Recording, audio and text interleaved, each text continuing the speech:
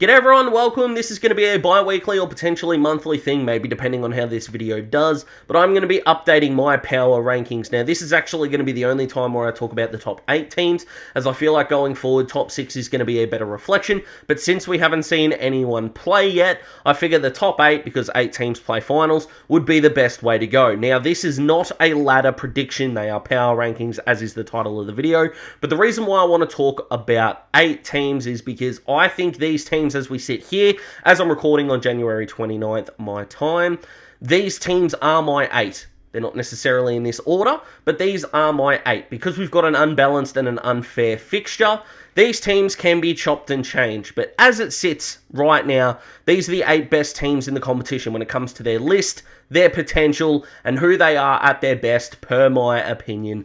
Let me know what you guys think. If you agree, fantastic. If you disagree, fantastic. It's all about building that community. I know not many people on the internet think so, but having differences of opinions is actually a fantastic thing. It promotes intelligent conversation as long as you do it correctly. So fill up those comments.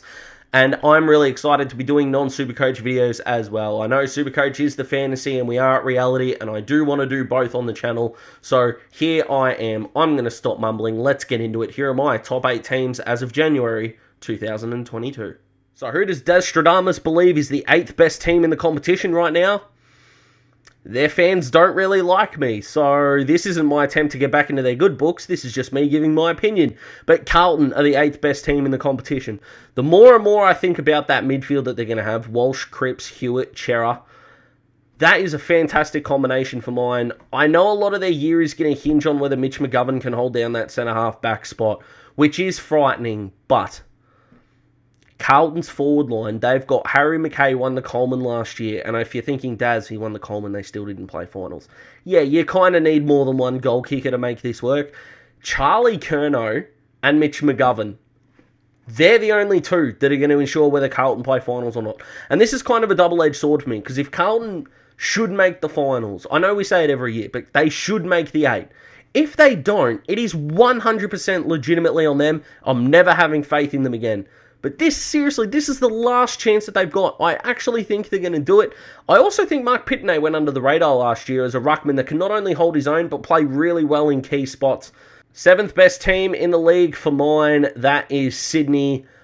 I can't decide whether they're going to take a step back or not. I wonder how much youth they're going to bring in. I don't actually think they need to bring a hell of a lot of youth in. I do think Logan McDonald needs to play more games this year, but Sydney are building right, and they're either going to be that team that falls away this year and then goes into top 4 in 2023, or they're going to continue that upward trajectory. Until I see them fall away, I am not going to bet on that at all. I loved what they did in the draft. Their squad, their top 30 players, looks really, really strong. I love everything that the Swans are doing. Kids can be a little bit unpredictable in the game, which is why they're not higher, but they happily sit at number 6 for me.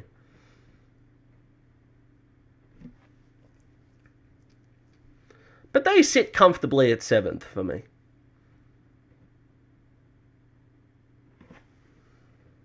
Home ground advantage is a wonderful thing, which is why I think this team is going to finish higher up on the ladder than my ranking, but they're not necessarily going to finish 6th, but they're the 6th best team in the competition, and that is Geelong. They're going to fall off the cliff at some point. Again, I have to see it before I believe it, but I'm also starting to lose a little bit of faith in their emotional maturity, especially in a couple of their veterans. I don't think Geelong are going to win a flag with this group. Whether it's the group, the coaching, I have no idea. But they don't look like they know how to beat down that barrier. This is a completely different squad from the one that Chris Scott was handed a flag with.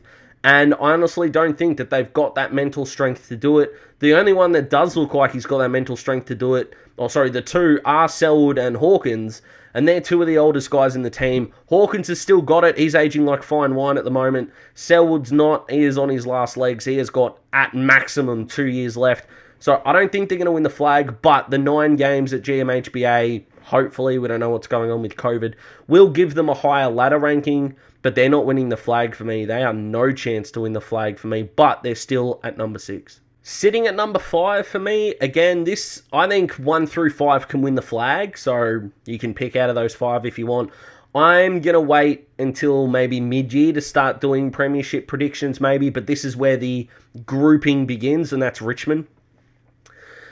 I don't know whether this is their last chance, but there is a real last chance feel about this 2022 Richmond side. They took all 5 of their top 30 picks and used them, which shows me that they know that they are really close to the edge. So whether it's this year and next year or just this year, who knows? I like the fact they brought in Robbie Tarrant. Their initial squad is still a very good squad. Everything sort of went wrong for them last year, but the question does need to be asked is, are the Mrs. Hardwick things out of the way? We're all human. You can't say that these things don't have an effect on the team. They did have a lot of injuries last year. The Tigers are kind of that rebounding side, and if they bottom out again, then they got to blow this thing up and start again. I don't think they're going to bottom out at all. I reckon they're going to take a real hard line to this year and go from there. I don't think they're going to be big like all-Australian contenders. It's not going to be like Geelong in 2007, but they're going to be there at the pointy end, and no one wants to play them in a final. There's only one team that I don't have a lot of faith in their tall forwards, but still think they're a fantastic footy team, and that's Brisbane. They can't get a bona fide league best forward, league best caliber type forward. I'm sorry, Eric Hipwood is not a top forward in this league. He's just not. I know he's got the ACL, but before then, he still wasn't. He's athletic. He's almost like a Jeremy Cameron type, in my opinion. He's not the big, bustling full forward, but he's Jeremy Cameron, the Wish version, because at least Jezza has won a Coleman and taken the piss. Hipwood hasn't taken the piss out of any seasons. He's taken the piss out of a few games, but he hasn't exactly had fantastic finals that stand out either. I've got no faith in Joey Danaher becoming a top 5, top 3 tall forward in the league. I think Oscar McInerney is going to have to play a bit more time forward just to get that extra aerial threat. And sure, Charlie Cameron's a star. Lincoln McCarthy's had a really good year. They get Cam Rayner back. Zach Bailey is there. Whilst their weakness is their tall forward, everything else on that ground, in my opinion, they've got covered and covered magnificently. I know there's no most improved award in the AFL, but if I could predict one, I think Oscar McInerney is going to break out and be like, I'm talking fringe All-Australian squad or in the All-Australian squad. He's got that feel about him. I think he recognised that he can be a number 1 ruck in this league, and I reckon he's going to take it further. Brisbane are a very good footy team, but when they're just kicking it into the air, into the forward line, they look inept, which is not okay. Sounds like I've criticised them a lot. I still think they're the 4th best team in the league. Actually going to put the Doggies at number 3 here because they still haven't figured out the centre-half back problems. Josh Bruce is still out, but the Doggies know what it's like to win a flag. The Doggies know what it takes to get there. There haven't been a lot of situations, only a few in the 21st century, where the team that lost the flag the previous year has come back and won it. Off the top of my head, Hawthorn in 2012 did it. Geelong in 2009 did it. And I'm sure there'd be other, maybe I've skipped one in between there, but I don't want to take up too much time in the video. But it is not happening that often at all. So the history of the Dogs winning the flag would have to take something extraordinary. Are the Dogs an extraordinary team? They're a very, very good football team, don't get me wrong. You need everything right for you to win a flag, and they haven't got everything right at this stage. Can they get there? Of course they can. And I'm honestly, I know it sounds like, again, I'm giving them too much crap, but it's just deciphering whether they're number 3 or number 2. They're either the 2nd or the 3rd best team in the league. History probably has them at number 3 more than the present, but we'll see how they go. I don't think the Doggies make the granny again. Can this team win the flag? Yes, that's why they're number 2. Do they need to play the preliminary final away from home? Absolutely they do, because Port Adelaide can't win one at home. 2001 to 2004, anyone? Goodness me, I know they won the flag in 2004. It's just me trying to have a subtle little dig there. But Charlie Dixon going down does not help, but I know structurally he's probably one of the more important players in the competition, but Charlie's never kicked 50 goals in a year.